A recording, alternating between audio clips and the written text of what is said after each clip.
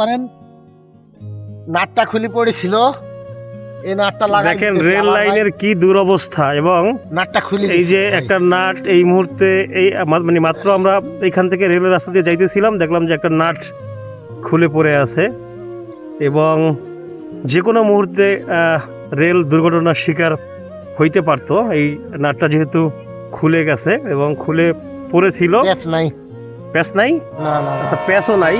ওই দেখেন রেল আসতেছে এবং হঠাৎ করেই আমাদের চোখে বাজলো এই নাটটা খুলে পড়ে যাওয়াটা। প্যাচ নাই, অনেকগুলা মানুষের জীবন ঝুঁকিতে পড়তে পারতো এই নাটটার খোলার কারণে। কারণ এই নাটটা খুলে যাওয়াতে তো এই অংশটা লুজ হয়ে যেত।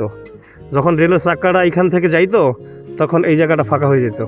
না টোটালি প্যাচ নাই, হ্যাঁ টোটালি প্যাচ নাই, এই যে নাটের প্যাচ নাই।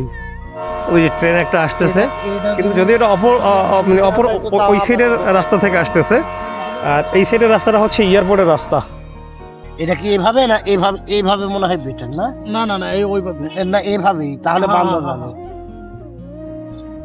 যে কোনো মুহূর্তে ট্রেন দুর্ঘটনার শিকার হইতে পারতো।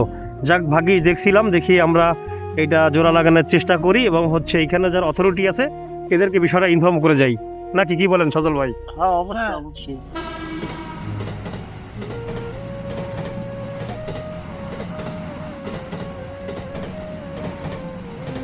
এটা তো ওই সাইড দিয়ে যাচ্ছে, এই সাইড থেকে যে ট্রেনগুলো আসবে সেটা একটা বিপর্যয়ের মুখে পড়তে পারতো যে কোনো মুহূর্তে।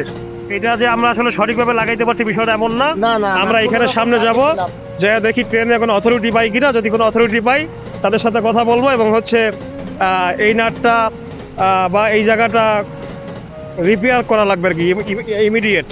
এটা রিপেয়ার না করতে পারলে যে কোনো মুহূর্তে ট্রেন অ্যাক্সিডেন্ট হবে।